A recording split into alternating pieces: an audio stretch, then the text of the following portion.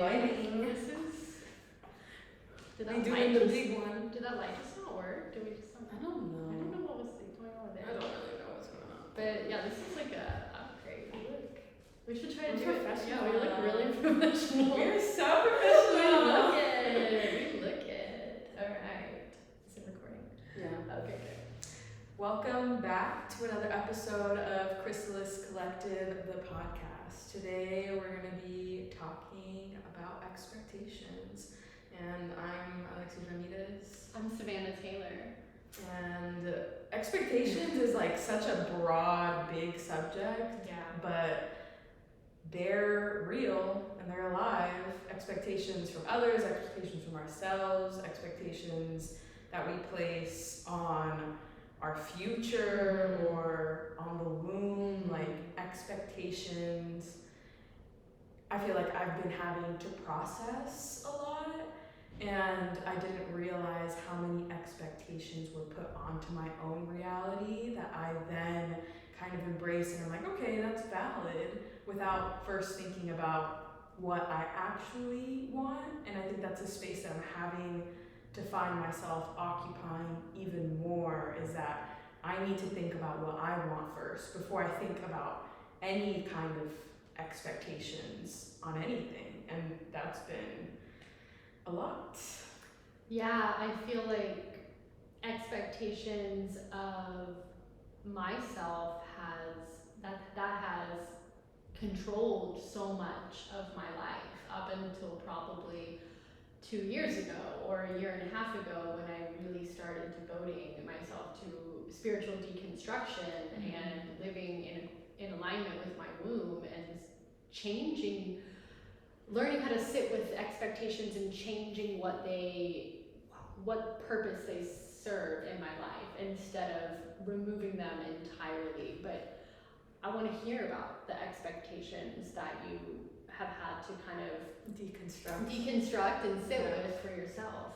I think expectations on what I should want out of life. Mm-hmm. I think coming out and stepping into my full authentic self really gave me the opportunity to shed a lot of expectations, a lot of the heteronormativity that I feel like at times I still find myself processing and dealing with. But that was like a big just like breakthrough for me of shedding expectations.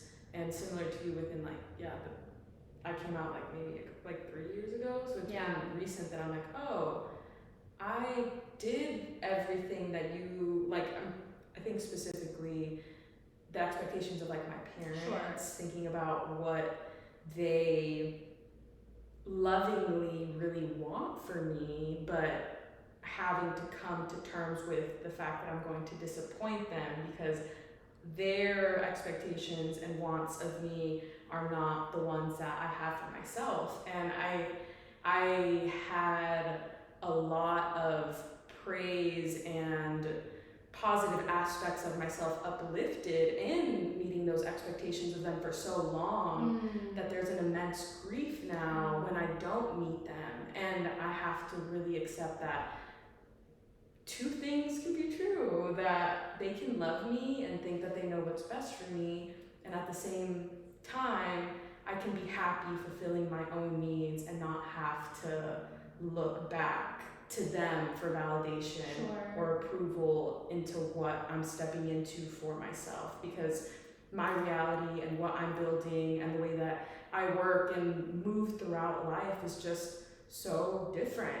And that's a beautiful thing, and I really love that about myself, so I want to continue to embrace that. I love that about you too, and everything you said rings so true to me, because parental expectations, that's not just somebody saying to you, I think that you should get a good grade on this next test, or I expect you to clean your room every week. That is a spiritual and physical weight that's placed upon the shoulders of a very unique divine being that you are, that has your own path to go on, and saying to you, this is how I think or how I expect, and therefore kind of demand in terms of like the relationship that we have, you live your life. And it is so important to recognize with love that by choosing your own journey and embracing your own inner truth, that you are healing the people that are putting those expectations onto you. And we are all interconnected, and we are all generationally connected. And so your mother, your father, your aunts and uncles and grandparents who have expectations of you, it's like a small child. Well, and that's bringing me to think about your kids, how that's looked, because when you think of expectations on them, they're not the same ones that I'm feeling from my parents. Your expectations, because you've deconstructed and done your own work internally, are now shifted into a new kind of energy, not necessarily what we've been accustomed to. Sure, it is different. I don't think that I'm going to be free from my children challenging me or questioning me or telling me, hey, these things that you taught me, or these ways of being that you imparted upon me, they don't work for me. I fully expect that and anticipate that. I welcome it, because what I'm hoping, and I fully believe this, I very, very much to my core believe that children and young souls and young people are the ones that we should be listening to, and we should be changing and progressing to meet what the elevated consciousness and the elevation of humanity is. We should be lifting ourselves up. And so I really do look forward, hopefully I haven't caused any sort of irrevocable harm with my children and expectations that I have on them, but I really look forward to a day where, you know, my 25-year-old comes to me, and I'll be pretty young, I'll be in my 40s or early 50s, and have them say to me Mom, you know, you were wrong, or Mom, this isn't how I'm living my life, and be able to accept that and be able to say, well, what does this open up for me? What choices do I have now? What beliefs can be challenged of mine now, instead of feeling like I have to hold so tightly to patterns just because somebody told me that they were pure or right or righteous or whatever it is, that I now have an opportunity to look at myself and think, okay, why did I have that expectation? Was that potentially an expectation that I had of myself? You know, when my kids challenge me really, really hard, I'm forced to look at myself and think, okay, number one, you know, is everybody's safety, is everybody safe? Is everybody's safety okay? Okay, if everybody's fine, then this isn't an emergency, and I can look at this situation a little bit removed and think, am I really willing to potentially harm our relationship by getting elevated in anger or criticism or losing my temper, whatever it is? And sometimes I do that and I have to repair the situation. But what I try to think about is actually, am I being given an opportunity from the universe, from my future generations as an ancestor to surrender? And do I have an opportunity now to change how I feel about this particular issue, whatever it is? And you know, now it's very small things. You know, my daughter, almost 7 years old, she didn't tell me she was doing this, but she took a marker and colored all over her bedspread. And I didn't say anything to her about it. I was like, okay, you know, yeah, you love hearts, you put hearts on your bedspread, it's your bedspread. But it gave me a pause to think about how for so many generations, the expectation was that a child would never do that kind of thing. And if they did, they should be punished, you know?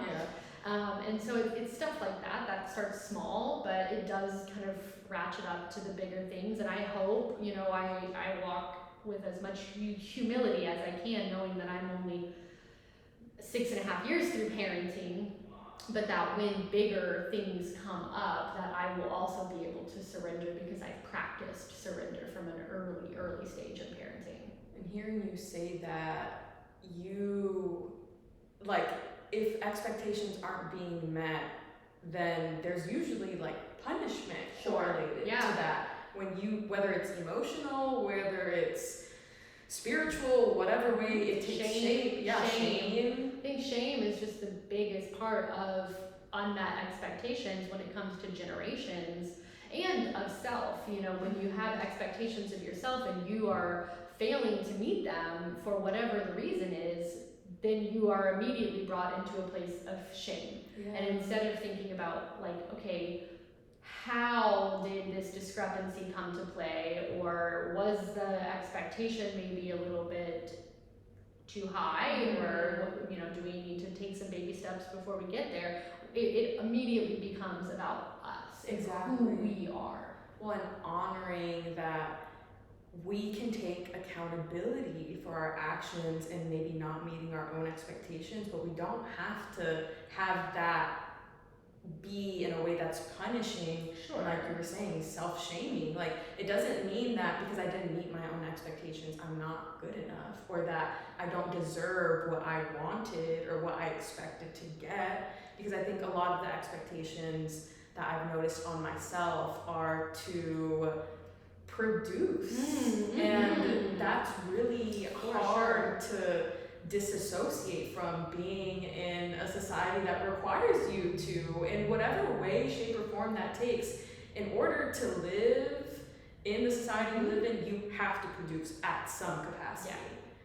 Absolutely. That's a huge one for me too, because I am naturally, or maybe not naturally, maybe by you know, conditioning, Yeah. I've become this way, but I'm a very high functioning person in terms of like productivity and a lot of expectations of myself to constantly be doing, constantly be learning, growing, and creating. I get really self-critical when I feel like I'm not contributing enough to either my family unit, like when the times where I was only a stay-at-home parent, where I didn't have a job outside of caretaking for my kids, or if I did, it was only a few hours a week here or there. Like after my kids were born, I stepped back from birth work, that kind of thing. In times where I was in that position, I struggled so hard with feeling like I was bringing enough value to my family, because I would watch us financially struggle month to month, and I think, okay, how much easier would all of this be if I put my kids in daycare and I went out and I got a job that was making enough to cover the daycare and plus some. But then having to be pulled back into myself and think, okay, yeah, this is a really, really loud expectation talking. Where is it coming from? And the answer is, it's not coming from my source of truth. It is not coming from what I believe to be possible about myself, my life, and my family. It's coming from a place of, you're not good enough, and your worth is directly correlated to what you can do and what you can make, and that being translated into money. And so I've had to really, really work on deconstructing the idea of productivity and where my worth lies in that, and also my expectation of self of just general cleanliness, having things together and feeling like I struggle with all of these kind of executive functioning tasks. Even though I'm able to do all of these other things, there are still a lot of things that are really difficult for me. Like I can't clean out my car regularly, or I get really behind on laundry, or I don't want to change the light bulbs, or all of these things that kind of, I feel like somebody else has no problem just snapping their fingers and they can accomplish all these things, that I'll leave a project untouched for months because I just can't emotionally mentally put myself there. And so I really have had to deconstruct the expectations of like, it is, and this is a plug for Casey Davis's How to Keep House While Drowning, and anything Casey Davis. Are you familiar with her? She's an amazing therapist and has a lot of incredible resources for mental health, parenting. But I've actually had a couple play dates with her and her daughter. So that's awesome. yeah, she's really great. But she has talked about, like, it's not a moral failure when your dishes aren't done. Your dishes aren't like a part of who you are. And so that kind of deconstruction has helped me a lot with staying present in the moment. Yeah, I'm just thinking about what you were talking about earlier when you were describing the feeling of needing to get back to something or bring in a certain amount of income while you're still postpartum and transitioning. Like, you're going through a major womb transition where your life is now shifted. So that like automatically threw my brain into like, okay, what expectations do we put on the womb? Because rest is not an expectation that we all agree on is a priority. No, not at all. The opposite. Exactly. I would say we try to rush through the rest as quickly as possible. We would like to shorten it or find ways to get around it, and we don't honor it as a sacred space for healing. Instead, we look at it as laziness because it doesn't align with our neoliberal values as a society. Like what you were saying, is that we've created this hyper-individualized culture where we're not prioritizing the things that are spiritually and emotionally and physically fulfilling. We are only prioritizing production. And I think that postpartum, and not even just postpartum, but any bleeding time is really a reminder to go back and recenter and look at your expectations and remove as many expectations of yourself and of your body as you can, and just sit in the is. Just sit in the truth that you are a divine being who is made for rest, who is in need of rest and deserving of rest, and that your womb will speak these things to you when you listen to it. So blocking out the rest of the noise from your parents, from your work, from your, just society, and finding your center. Yeah, giving yourself that space to really breathe into the rest instead of feeling like it has to be a surrender thing. I think that that's something that I'm like trying to work on still, because a part of it is surrender, but I feel like in surrendering sometimes there's like this initial step of like, okay, like letting it kind of take you over, but then really coming into it fully and really like breathing life into that space versus feeling like, well, I have no other option. It's not something that's happening to you. It's something that's coming from you. Exactly. And that's what surrender means to me, is just befriending the darkness, befriending the scary parts of yourself, befriending your body, befriending the waves. If you look at labor, I've walked with so many people through the labyrinth of birth, but for myself, I remember this really distinct moment in my third child's birth where transition was overtaking me, and I was getting so mad at my midwife's assistant and my midwife for calling the assistant and for getting the birth kind of kit ready. I was like, we don't need that. We're not gonna be doing this for it's gonna be hours before this baby comes out. Like, I just couldn't mentally prepare. Like, I was just not mentally connected to what was physically happening in my body. I didn't believe in the process of labor. I was very disjointed and really struggling to kind of lean into this process for a little bit. And my doula had said something to me where I realized I have to find my song. I have to find my birth song and my birth sound, and I have to open up. And it was really when I surrendered to yes, this is coming from me, and I'm going to work with it. I'm going to open my throat. I'm going to make the most primal guttural sounds you've ever heard. I'm not going to think about what they sound like. And opening of the throat, opening up of the pelvic floor and of the womb, I began to dance with those contractions. It was not me feeling like these things were happening to me, that they were bigger than me. It was me realizing with these I can move, and in this movement is my power. Yeah, I feel like that's a perfect antidote to exactly what I was trying to conceptualize. Yeah, that was good, wasn't it? That was great. I was just like, yes.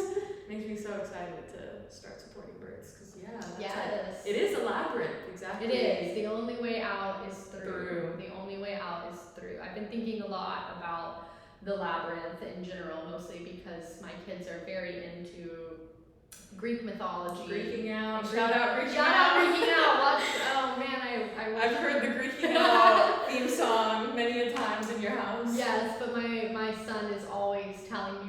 walking through a labyrinth, and so I have been thinking a lot about labyrinths and just that there's only one way out of a labyrinth, and there is only one way out of this physical existence.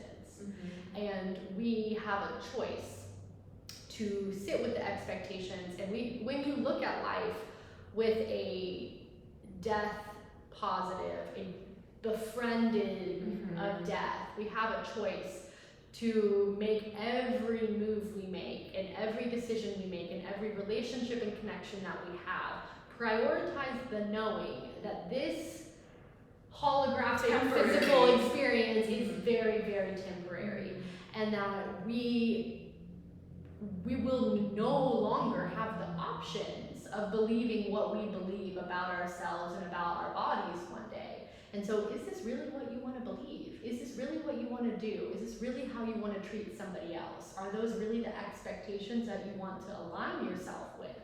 Yeah, I think thinking about death and the womb as well, like if we really put that expectation that is the only true expectation is that death is going to come visit the womb and the self inevitably, you're right. Like, how would we move and embrace all the different aspects of us? Embrace our truths, embrace all of the ugly, messy parts and the beautiful parts. It just creates so much more space when you give it the expansiveness that it deserves. Absolutely. I mean, going back to what you were saying in the beginning, just about sexuality, I feel like expectations of sexuality and gender are some of the most oppressive. Ooh, let's talk about it. Because that's very much connected to the womb. And for me, growing up, being told that this is how I should perform my gender, and because I am this gender and I look this certain way, which was just like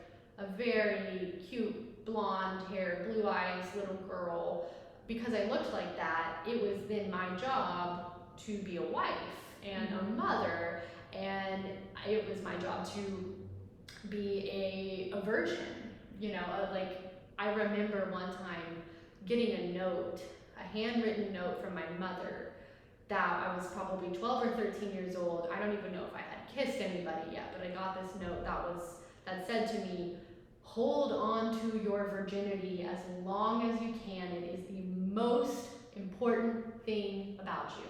Oh, it is the most precious thing you have. Wow. The most underlined. And so the expectation that I live as a virgin, and a virgin being not just somebody that hasn't had one specific type of sexual experience, but embodying purity, embodying virginity.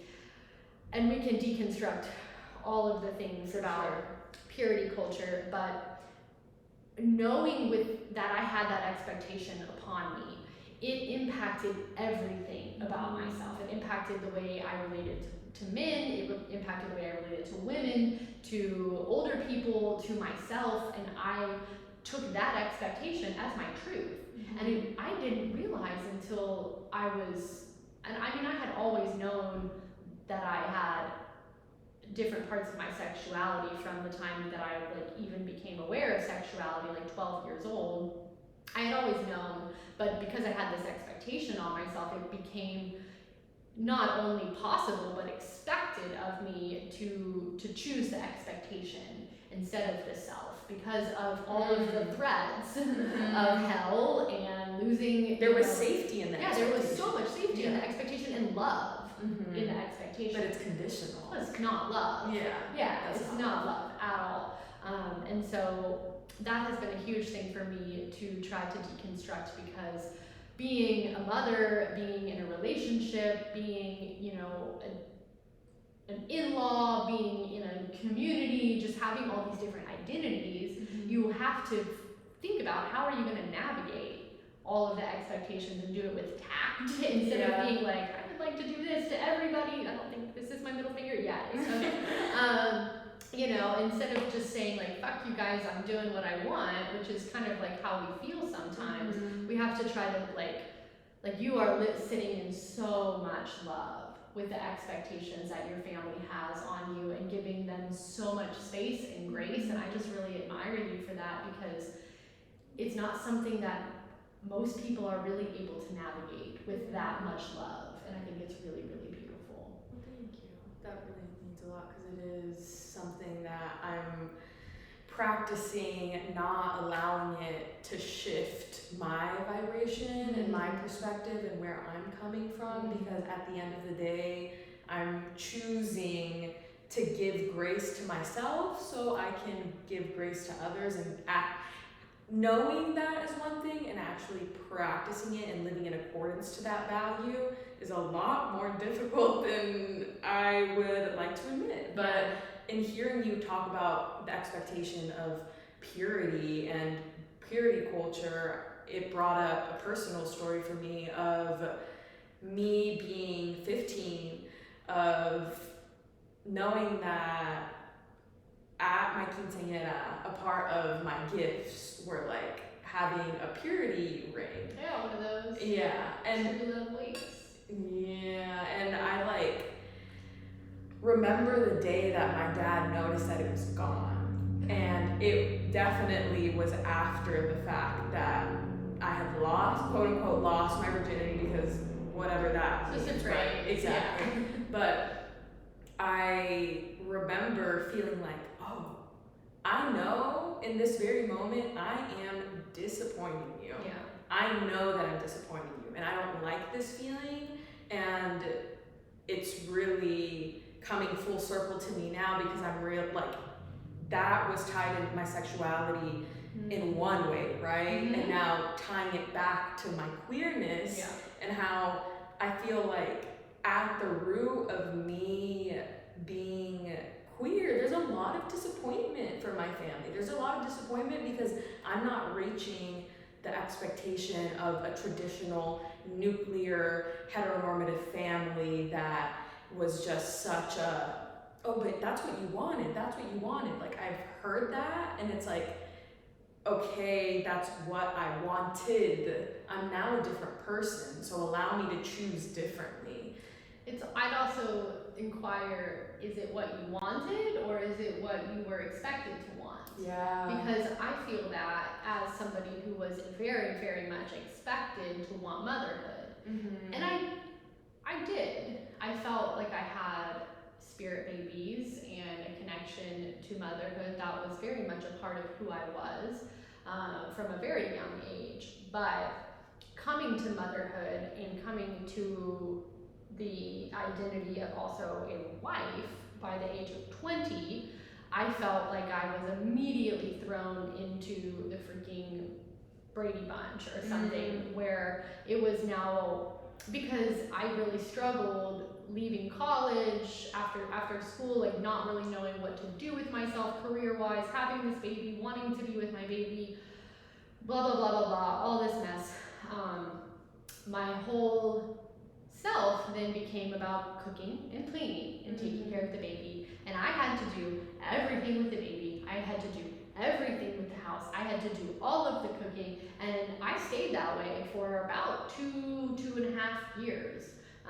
And it wasn't until, and it's no shade against my partner, because he worked really, really hard in a lot of different ways and did help out and contribute to our life, but primarily I was the main domestic provider and main domestic caretaker, and we just played very, very gender binary roles in our life and relationship, and that was killing us. It was killing me. I think it was killing my partner from just feeling like he had to shoulder all of the financial responsibility, and it has taken a lot of communication and deconstruction on both of our ends as a unit to think about what kind of examples are we trying to set for our kids. I don't want my kids to think that moms don't have jobs, or that dads don't change, my husband changed diapers from the very beginning, but that they just think about these things in gender terms. And I don't know if there are any parents out there that have watched Bluey. There's an episode called Moms and Dads, where the kids are fighting about if moms go to work or if dads go to work. And I felt like really, really proud because my 4-year-old was like, moms go to work and dads go to work. Everybody can go to work. Everybody does everything. And that gave me just a lot of comfort because, yeah, as the years have gone on, you know, I have had to take off the expectations of creating this, you know, perfectly clean, pristine living environment. I'm not that great of a cook. I can follow a recipe, but I don't enjoy it, and it's just, I prefer not to do it. You make really good orzo though. Oh, thank you. But my partner is an incredible cook, and he is also an incredible caretaker of our children, and I am a freaking badass, and I'm really good at my job, and so I have had to step into that space, and it has been the most liberating thing that I can do for myself and for my kids and the generations to come, I think, after me, is just really try not to feel afraid of what happens when I don't meet the expectations that a past version of myself placed upon current me.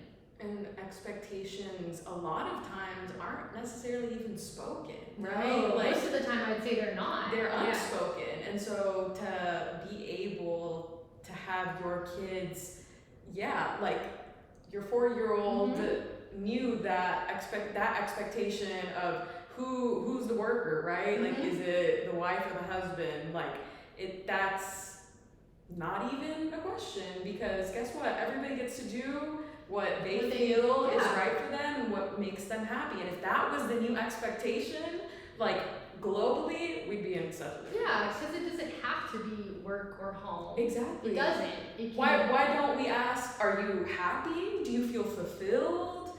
Is there balance? Exactly. Like, how is your spirit and your energy instead of what are you doing or how are you being in the structures that we have in place? Like, there's so much more value in actually being centered and aligned and having those expectations come from a place that is one with source and just like so much bigger than us, you know? Like, my new expectation on people is for them to be happy. Like, that's what I expect for everybody. Living in divine joy and divine understanding that we are all in this journey for a purpose, that we are all together and walking hand in hand, or should be walking hand in hand. And that you are not alone, and that the expectations that you should have on yourself are for you to be free. Liberated. Expect yourself to live as free of a life as possible, free from shame, free from self-loathing or self-criticism or anybody else's expectations, that you are anything other than how you are in this one present moment. Amen. All right.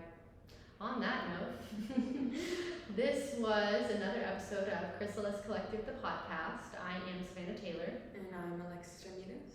And you can visit us online at chrysaliscollective.me. You can follow us on Instagram at _Chrysalis_collective, and on TikTok at _Chrysalis Collective. And a part of us launching our website means that we're doing a giveaway. So in our giveaway, we will be having a chance for people to enter and receive a free Moon Circle pass, not only for them, but for a friend as well. Absolutely. 2 for 1, you can't beat it. No, and don't forget, if you come to 3 of the Chrysalis Collective Moon gatherings, then you can bring a friend to the 4th for free. We want to cultivate community and expand our space. So please check us out on Instagram. We're also on YouTube. You can subscribe to our YouTube channel at the Chrysalis Collective. And then, let's see, I think that's all the places that you can find us on the internet. But I am also, we are also available for private work. Yes. So check us out on our website that way. For all of those offerings. And until next time. All right.